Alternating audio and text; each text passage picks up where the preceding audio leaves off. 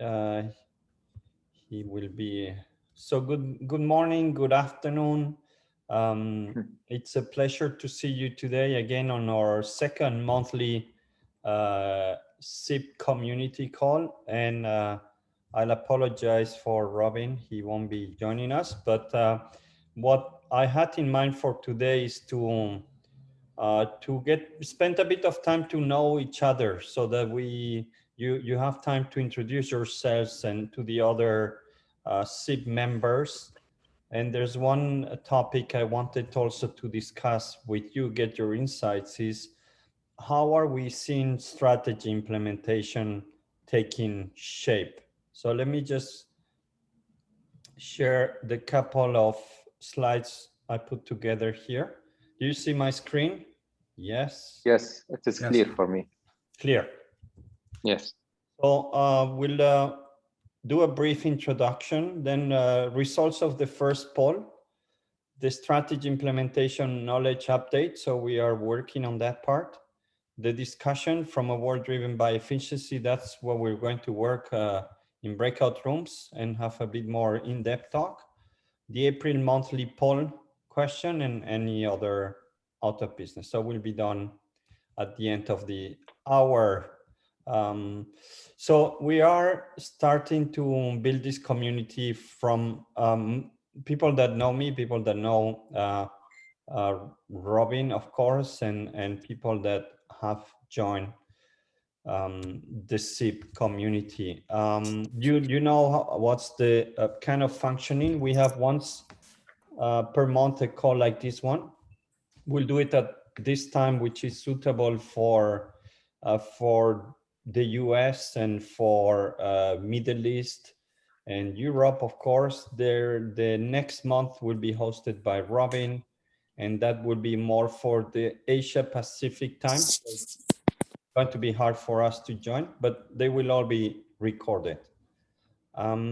So I wanted to do a bit of introduction so that you explain briefly what your expertise, what are you busy, and then briefly share why did you join this, why did you follow strategy implementation, professionals, and so on. So take the opportunity that we are not a very large group today to introduce each other. So I need to be a bit tight on the time, but about 1 minute, explain what you're doing.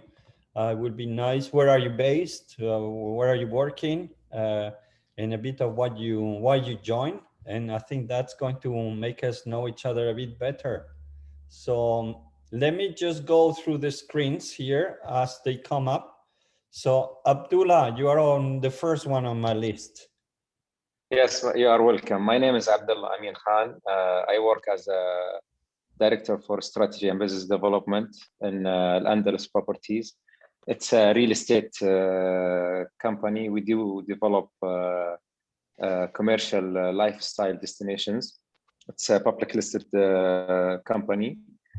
And my experience is over 20 years in the field. I hold MBA graduated from King Saud University. The reason I joined the group is I have been in this field a long time, and till now there is no, up to my understanding, there is no entity that that gives such role in the corporate a boost. For example, let me clarify. For example, the finance people, they have the certificates like CFAs. The PMO people, they have the PMB certificates. In the fields of strategy and implementations and business development, there are no institutional empowerment certificates till now, accredited in the market and has strong accreditation. So this is one of the reasons I am looking to join. I'm hopefully within the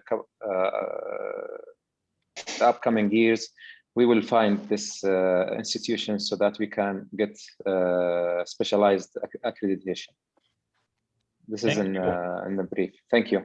Thank you, Abdullah. Thank you. Very good presentation, on time as well. Well done. I saw the next one on my list here, Anibal from Austria. Yes, hello. Well, actually from Venezuela, living in Austria, working in Germany.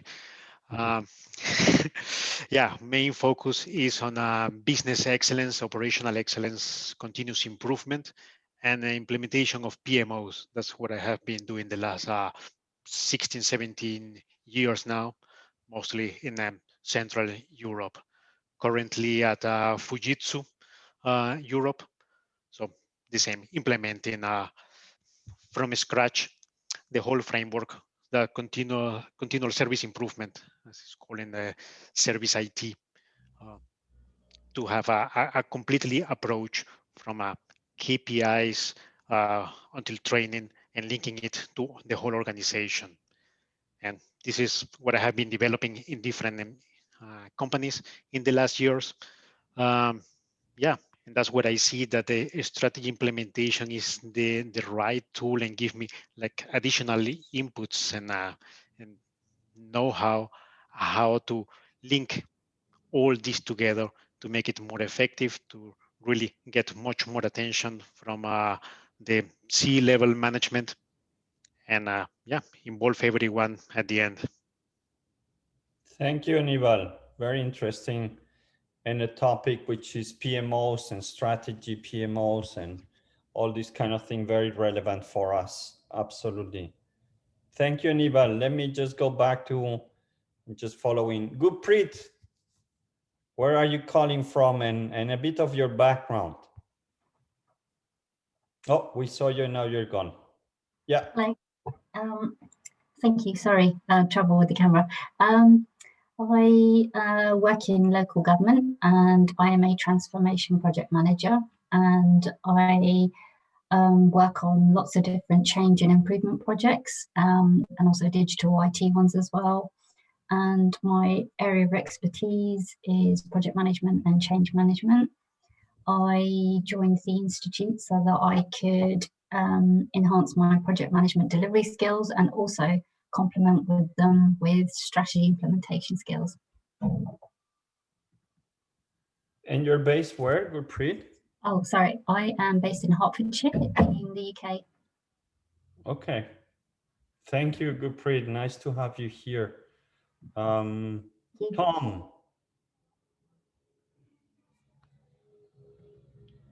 Let me go and unmute. Hey, Antonio. Hi, everybody. Good to see you. So I'm Tom, based in Amsterdam, the Netherlands, working for Royal Dutch Airlines for the last 2 years. Before that with Philips, and before that in consulting. So I've been a business transformation leader or program leader for the last few years. But actually, when running transformation programs of strategic nature, it is strategy execution, but then in an initiative form. So I've been in this field for a long time already with executive ownership, but I really saw that this is one of the certificates that wasn't really out there in the market. I'm also financially qualified, PMP qualified, but this one I think is really an add-on and something new. And I've learned a lot from it as well, going through it. So my ambition of participating is really to further my own purpose in this field, which is to stimulate whole organizations to partner up in transformations or in strategy execution, because I think ultimately it's about getting an entire organization to move rather than just a few at the top. Yeah, to one of the examples. So curious to hear about your discussion. Yeah, our discussion. Thank you, Tom, and a pleasure to have you with us. Terry, you're next. I'm kind of boring. I work and play and live all in the United States. I didn't, you know, Anibal, I think, has got the key there, 3 countries and a play. So hello, everyone. I'm that guy that's in a board meeting or in a planning meeting that, well, Terry, what do you think? You think different than the rest of us. give me your play or give us your feedback. What do you think's your strategy in this whole, whatever it is?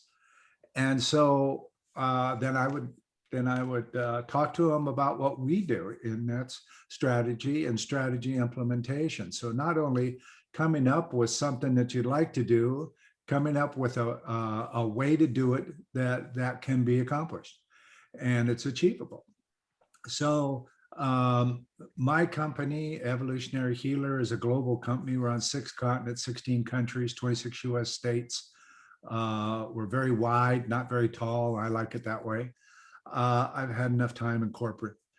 And so one of the main things that I do, as you can tell, I write books. I also have a group or a division of the company that has a new business model. It's called Consortium. Consortium is a people-centric, achievement-based business model where you leave the tax deadlines to the accounting office and the CFO and those guys, and everybody else works off of achievable markers along a way to achieve an enjoined company vision.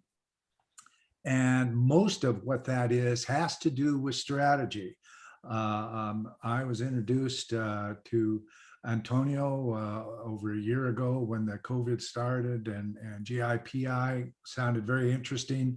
One of my connections who is now a good friend, commented on Antonio's post and advertising it, and I looked at it and said, that might be fun.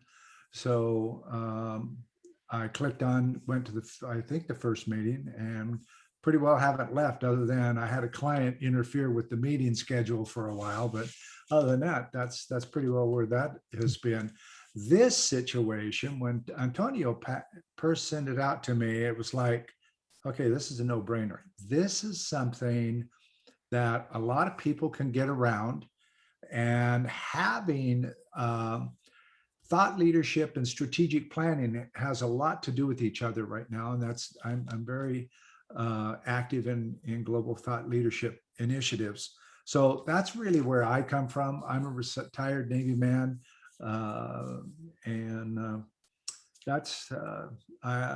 That was delight. I got to see 3/5 of the world and didn't regret at all. And so I'll leave myself right there, and we'll move on, listen to other fine folks here.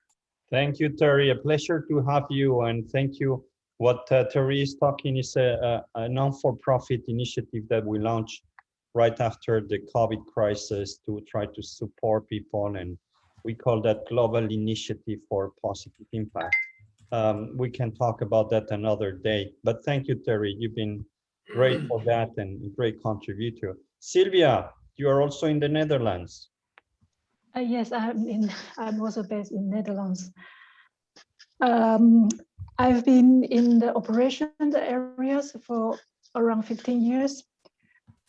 The purpose of joining this course and this webinar is to, let's say, adapt the digital transformation, especially implement the strategies in terms of improving the ways of working in my office, to have the really different ways of working, to have better iterative and productive quality outcome against the KPI, or you mean the balanced scorecard.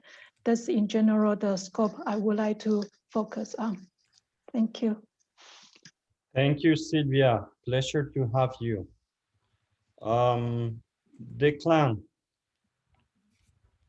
How you spell it, Declan?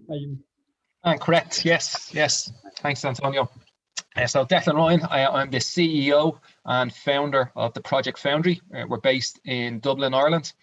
And the Project Foundry are, as the name you may guess, a project management company. We manage large enterprise projects and large scale programs.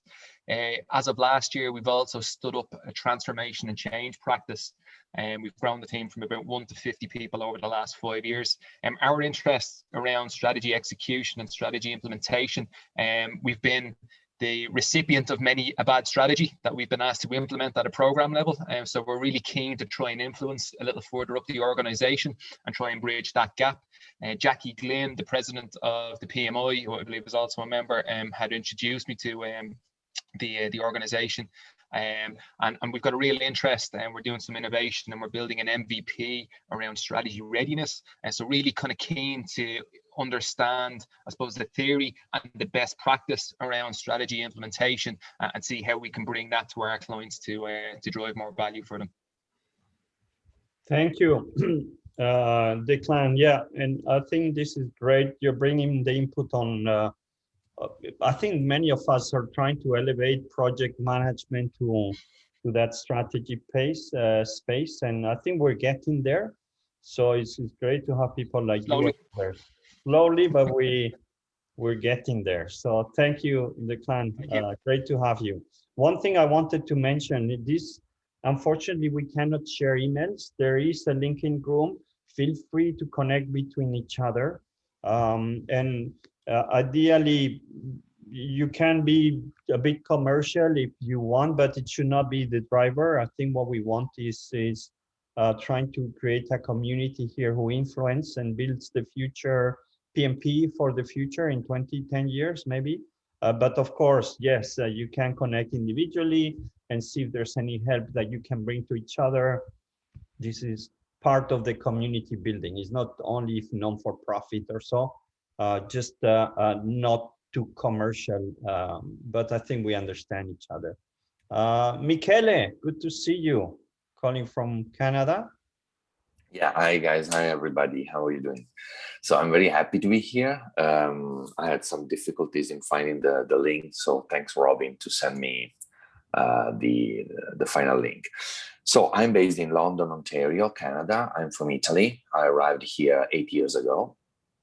And I joined first the GIPI group, thanks to the connections in LinkedIn that presented me the group and the initiative. So I truly believe in LinkedIn connections and networking. And then I basically, in the group and in the Strategy Implementation Institute, I found what I was looking for a while.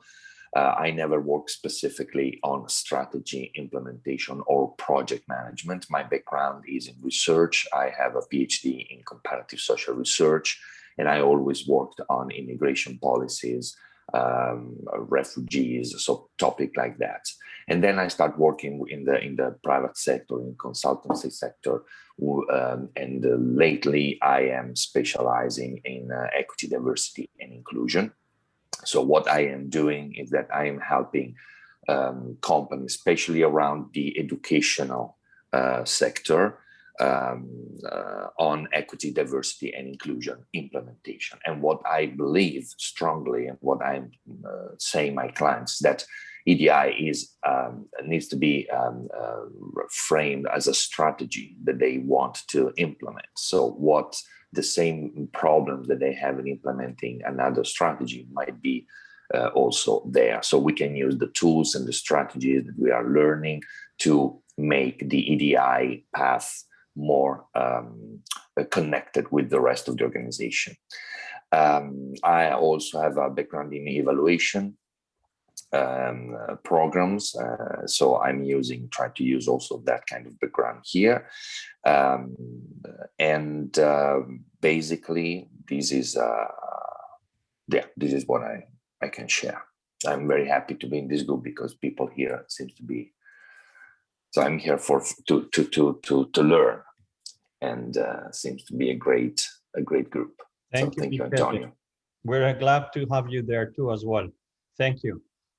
Shirley, nice to see you. Hiya. Yeah. So I run a company. I live in Scotland, company in London, but we work globally. It's developing business partners and business partnering in corporate services. So it's actually about helping corporate services basically develop and implement strategy. I've been a consultant too long, and I'm no longer employable, I guess. So I was a consultant since about 1993. for 10 years before that, I was a university lecturer, predominantly managing change because I'm a psychologist and MBA strategy and stuff like that. So I'm looking at selling my business, more the process of that. I also run an animal rescue thing, which has got 160 odd animals at the moment, which is privately funded. So I'm looking at selling the business and then finding another source of income. And I was attracted to strategy implementation because I heard Robin do a presentation, and I'm particularly interested in digital implementation because of the complete way it changes things. Thank you. Yeah, very interesting part, the digital part, of course. Thank you, Shirley. Nice to have you. Dimitros. Hello, everyone. Hello, Antonio. Nice to hear the stories from others. As I'm quite new in this space, I'm originally from Greece, from Athens, but I've been working in Switzerland for the last couple of years. More specifically, I'm working for the headquarters of a global HR company, the Adecco Group. We're having the full service provision of human resources from temporary to permanent placement and outsourcing and all of the services of HR.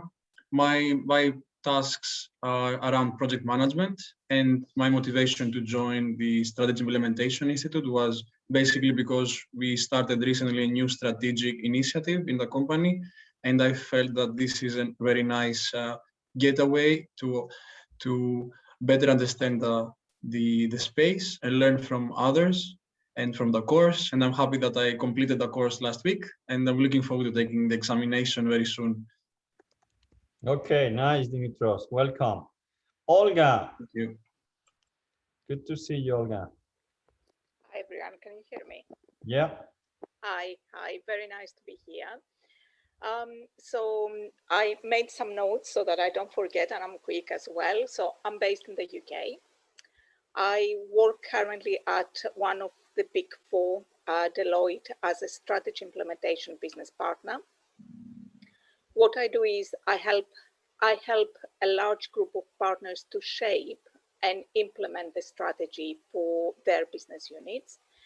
For 25 years, I have been working in various roles in operations, investment operations, and I have been involved in strategy in some shape or form, been part or initiating large projects. I have been at the receiving end of bad strategy as well. And I have, in the meantime, I qualified as change manager. And the reason why I have done this qualification, for me, first of all, it was the fact that it was very practical, more down to earth rather than the theoretical qualifications that we find sometimes through universities. It is in a language that makes sense to me and I can communicate to others.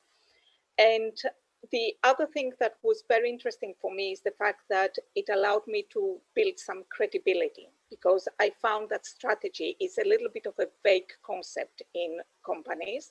Everybody says, oh, I do strategy, but sometimes they don't have any idea of what strategy is about. And it was good for me to have this credibility and the framework. So.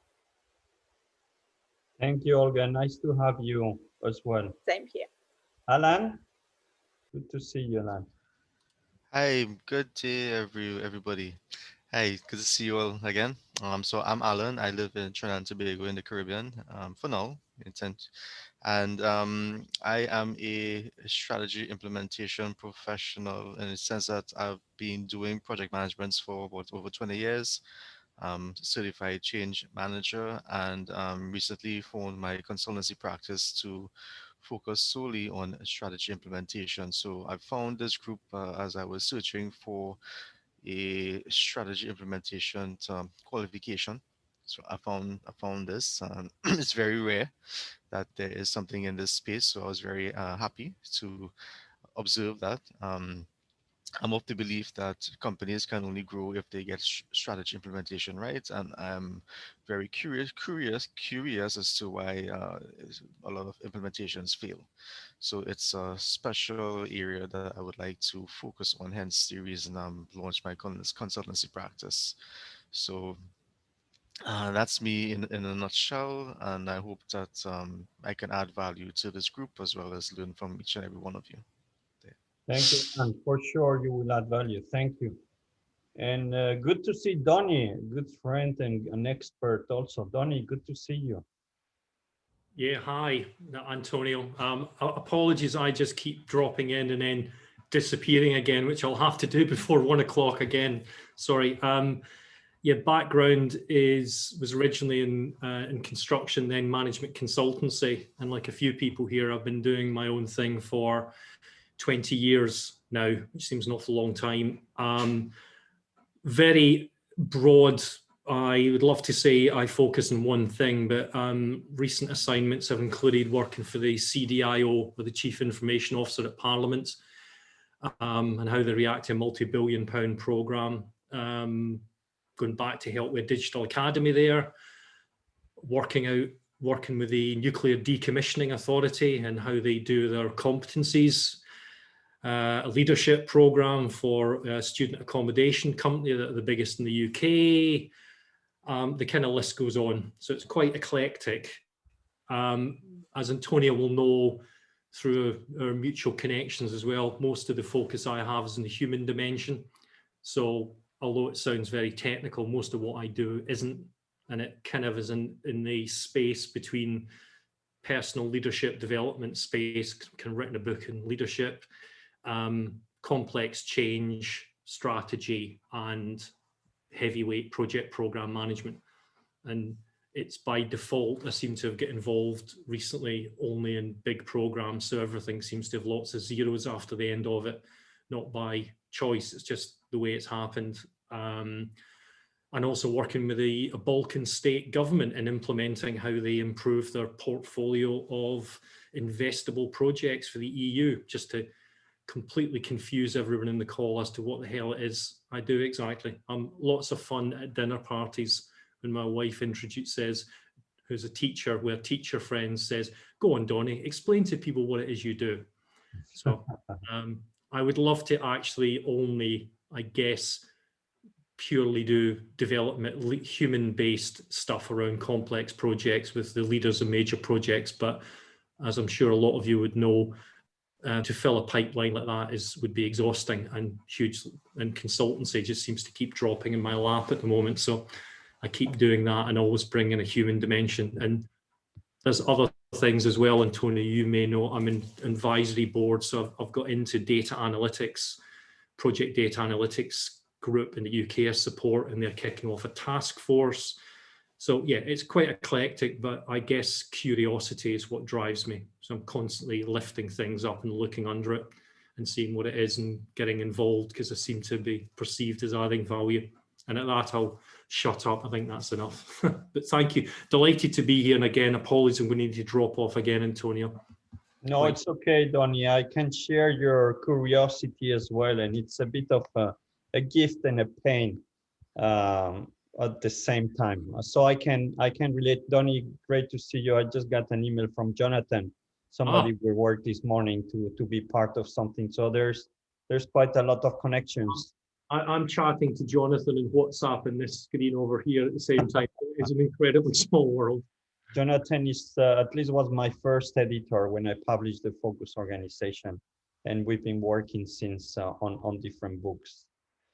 So you see the I don't know, the potential of this network. We're just 14 on the call, and it's more like an MBA, top MBA, executive MBA group of people. This is not the standard Prince 2 or APMG or PMI. I think this is what makes me happy, is to see the level, the caliber of the people around this group, and I think the potential of creating something that lasts and has sustainable impact. So I'm very pleased to see that today, and I hope you connect between each other. There's always opportunities there that you never know what's going to happen. I have a couple of slides I want to share with you, and then I want to get your input on something very specific. So great, thank you for the introductions. So far, I was checking numbers. 2 days ago, and we have about almost 200 members. Is steadily, but you're seeing my screen? Yeah, Antonio, just as a quick reference, if anybody wants to connect, I put my LinkedIn link to connect on LinkedIn. If anybody else wants to do that, then just save the chat at the end of the call today, and let's reach out. We can do a little side connecting. Good, so good thank you for suggestion. that. Yeah, so just put your link in there, and we'll with the chat you can connect easily while we're talking here. We have almost 50 strategy implementation professionals. Every month there's 2-3. We are expecting a big peak as from May. We're starting to sign up partnership with big learning companies. One is Learning3, which has about 2 million students around the world. APMG also launching a program for their partners around the world. So I think you are the first ones, and you will always be remembered as the first ones, which is, I think, nice. You see already the reach, 35 countries, US, Saudi, United Kingdom. So it's super, truly global. We've done no marketing at all. The marketing we've done is through networks and with webinars. So I just really happy to see the diversity in terms of regions that are already part of this journey. And I hope that in a few years we look at this and we're proud of this achievement. The companies, these are not really companies, but members. As you can see today in the call, extremely experienced people, notable experts in consulting, project management, publishers. We have PwC, Ernst & Young, Deloitte, Nestle, Nike, Abbott. So it's you are the forerunners, but it means that big companies, smaller companies are looking into how to expand and to learn, build competence around strategy implementation. So I think this is something just well done. It's just great to be on the front for hopefully what will become a standard. And I like what was said at the beginning, Abdullah. There's nothing similar at the moment. There's nothing in this space. You can go for the balanced scorecard, but that's a bit old and it's not really for individuals. It's more for companies. But I've been in the board of PMI and they said this is not really an area for us for the time being. So that's why I set it up. And Richard from APMG says, well, this is really something that we need to, and it was not there. So I think there's a lot of positive sign. Our goal for this year is to reach 1,000 members and students. It's quite ambitious, but as soon as the ball gets running, I think you're being part of this community, being part of the early adopters, it should bring you quite some benefits. That's really what we're looking for. Okay. We launch a poll every month. So the one we did in March was, is your organization effective at crafting strategy? Interestingly, there was a tie, 168 votes, 16,000 people saw the survey.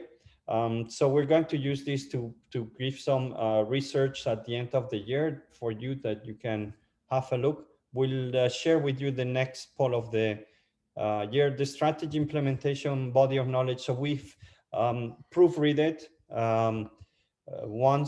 twice. Jonathan went through it as well.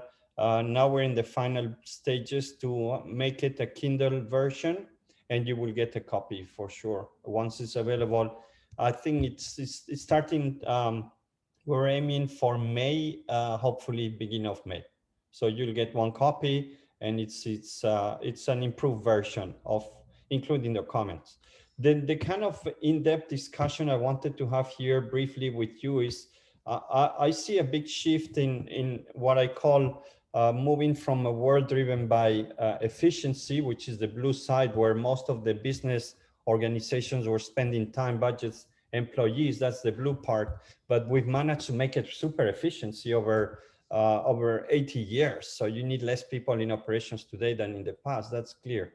And there's a shift towards projects and change the business. So these are two different worlds. And you see the dip with digital, with artificial intelligence.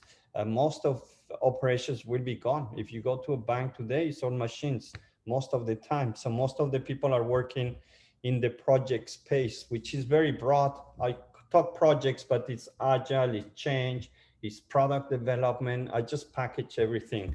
And the whole thing is about strategy implementation. Knowing all this stuff is strategy implementation. So we're moving from a world driven by efficiency to a world driven by change. And this is a game changer. This is part of the HBR book I'm finalizing now. So it's two different business models. We're talking about two different worlds. One driven by efficiency is really culture, is command, control, discipline. The focus is about efficiency, volumes. The plans, you have the yearly operating plan or budgeting cycle. On a world driven by change, the culture is very different. It's entrepreneurship, it's collaboration, it's innovation. I think when you see it, the skills in the past were deep expertise. You needed to be a finance, marketing, sales expert, and that's how you would progress in the career ladder. People like us, generalists, we will not progress. You will not reach to the top level. You will not reach to a C position because we were generalists, the experts. In a world driven by change, everything flips. So we are deep generalists. I think more than project managers, I think strategy implementations are the deep experts because you know about the organization, you know strategy, you know change management, you know how to connect the dots and get things done. An interesting, for me, it's a prediction I make is the role of the COO is dead. You need it when there was a big amount of operations, right? When the blue part was predominant, 50, 60% of the business resources in operations. Today, with 10, 20% of people in operations, you don't need that. So I predict that we'll start seeing chief project officers, chief transformation as number 2. Companies might have that, but as number 2. CEO have been number 2 for 80 years. CPO, I think, will become. And I think another very interesting part is the structure. We've been also from the world of project management, even strategy implementation offices. We are a box in a silo, in a hierarchy. If you look at PMI, PMBOK, Prince2, PMOs, portfolio management are boxes that you put in a hierarchy. Hierarchies are dead. We know that. We'll need to find a hybrid. So PMOs, as we know them today, are dead also very soon, very soon. We need to reinvent them. So what I wanted to do is put you in teams and see, okay, we're facing from a role driven to efficiency to a role driven by change. What are the implications for strategy implementation? How do companies implement strategies now? What should they do? So I wanted to have about 10 minutes breakout discussion and then 10 minutes debrief so that we finish on time. Okay, so just picture this big transformation that we're seeing. Is not digital, is not sustainability. I think it's deeper because it changes the game of how organizations are built. So let me just make 3 breakout rooms and give you 10 minutes and have a good discussion there. Assign automatically, yes. And I will put here 4. Okay, so I'll see you in 10 minutes. You should have received like a small pop-up. Not yet. No. No? No. Okay. Open all rooms. You see it? No. No. Strange, because usually Recreate. works. Yeah, it pops right up. Strange. Normally it works quite easily. The Yeah. problem is they assign all the time new features. There's always a technical problem sometimes. Open all rooms. You got it now? No. No. Is it maybe the number of participants per room? Because we're only 14. I will do it manually. Let's see if you get a pop-up. Yeah. Yeah, I'll do it manually. We're a small group, so assign for. No, I think you got it, Tony.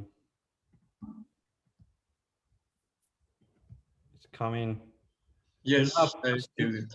small group, so you can just have a good talk.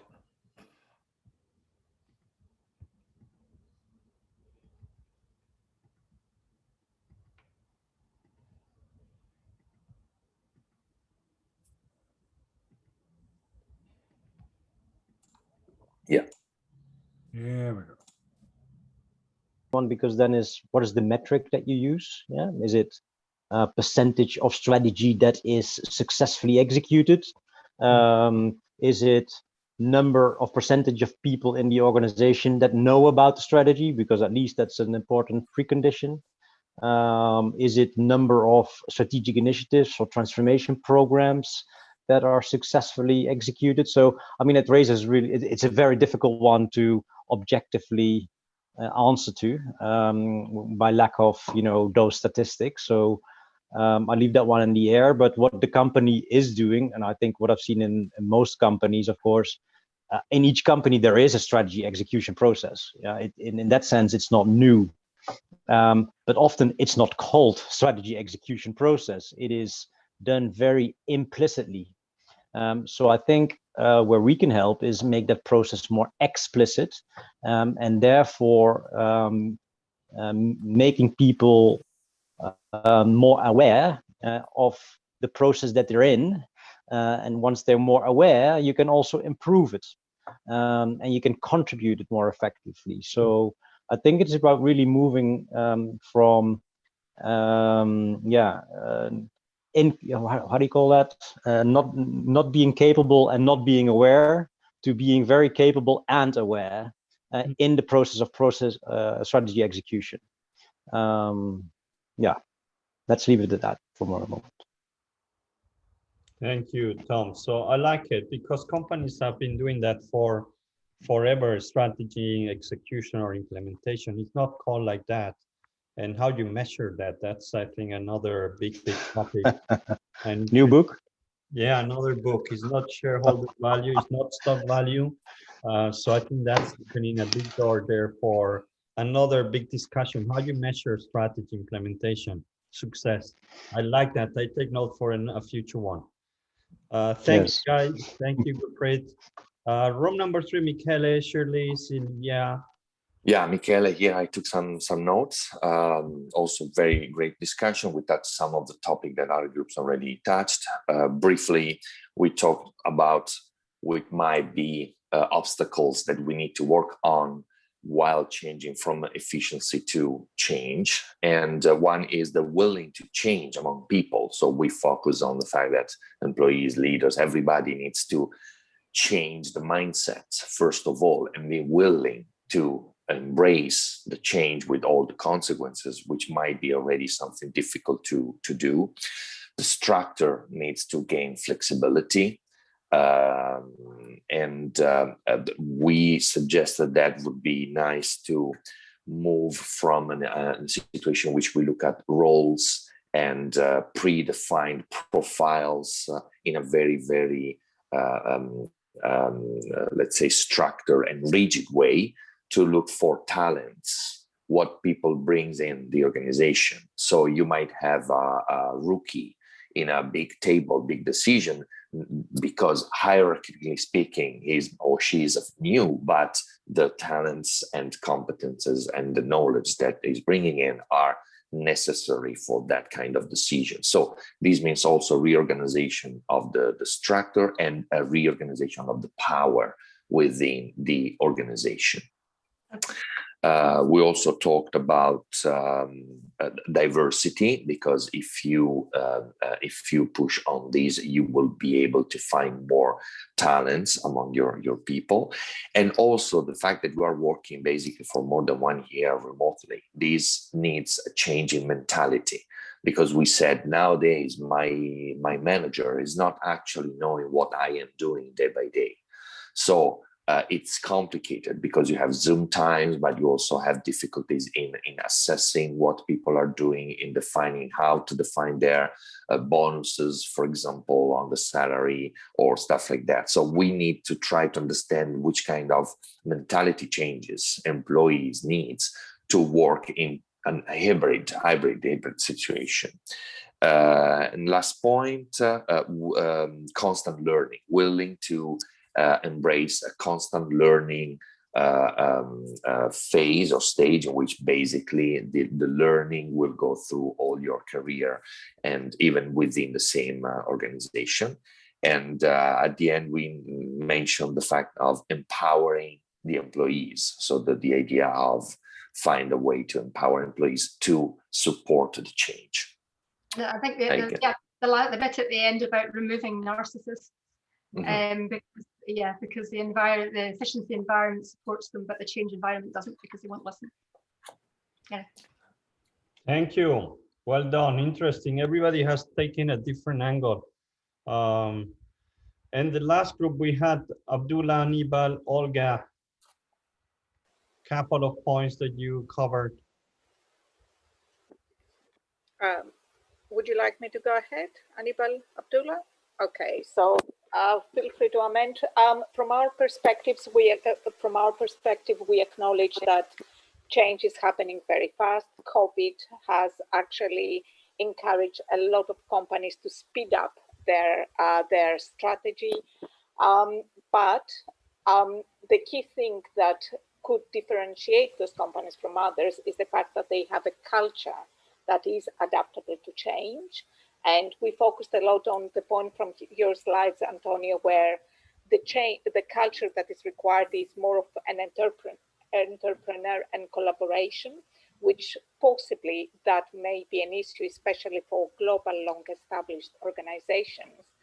And this mentality may not be there. And how do you break those silos actually? So, and how do you change the way that you do things there? So Anibal and Abdullah, anything else to add? Just adding the point of that the silo mentality is still in place, even with the changes that we are seeing going very fast, but the silo is still there. And this is really hindering us to really move into a modern organization, just to call it somehow. Thank you, Anibal. Again, very different angle on the culture and the silos. I see Hariti and Joe, you just joined, but we're just finishing. I think there was an issue with the time. Must have been. Yeah, sorry for that. No problem. We'll share the recording. I'm thinking we might need a little bit more than an hour because we go into topics which are extremely important, and just with a 10 minutes discussion is not enough. And if we let people to introduce a little bit of themselves, so I might discuss with Robin, and in the future we might take 15 more minutes or something, 20, so that we are not under pressure to finish, if that's okay with you. You still can drop off if you need to, there's no obligations, but I just feel that we're rushing most of the time and we don't come to something really tangible from all this thinking. So if that's okay with you, next time we'll try to extend it 20, 15 minutes more to have more time. And I put the survey poll on the chat. I will share that as well. If you can just quickly connect and accept that. And Joe, Hariti, sorry that we missed you. We not to worry. Next time, hopefully. Yeah, next time. You know, when I put that meeting notice on my calendar, I said, I know there was a time zone change, but I said, I'm not sure that's still the right time. Yeah. No, it's been like that for a few meetings. So, but yeah. Now I think we're back to numbers. So good to see you anyway, Harry, Joe, and everybody. Thank you for being here. And thank you for your input, for your support. Any idea, just write us, and we'll work on this together. I'm very excited. What a group, is amazing. Thank you very much. Good seeing you, Antonio. Take care. Thank you. Bye, everyone. Thanks, everybody. Great to meet you all. Goodbye. Have a good day. Take care. Bye. everybody. Bye. Bye. Thanks, Bye. Antonio. Bye. Bye.